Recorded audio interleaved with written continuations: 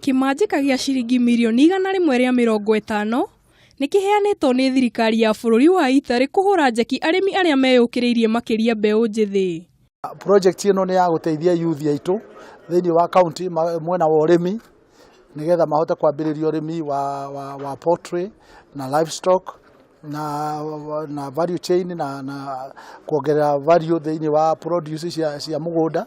Kĩgĩna gĩkĩ kĩrĩa kĩrongoreirio gũkĩria ũrĩmi makĩria harĩ mbeũ njĩthĩ arĩa mebangĩte ikundi-inĩ na gũkorwo makĩrĩma nĩ megũteithio kũgacĩrithia ndũnyũ na kuongerera maciaro kuma mĩgũnda-inĩ yao.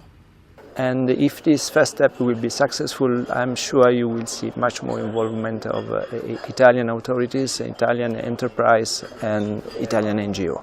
Mũbango ũyũ nĩ ũkeneirwo nĩ mbeũ njĩthĩ kuma kaunti-inĩ ĩno, kuona nĩ makoretwo makĩgerera moritũ matiganĩte.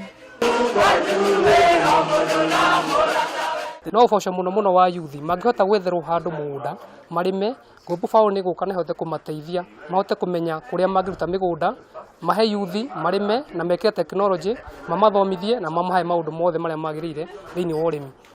Kĩgĩna gĩkĩ kĩnengeretwo thirikari ya kaunti ya Kiambu kũrĩa gĩkũrũmbũiyo nĩ rũhonge rwa kũgitĩra irio thĩinĩ wa thĩ nĩruo FAO. Through that youth employment in agriculture to see if we can dent rural urban migration among the youth in Kiambu and the other counties.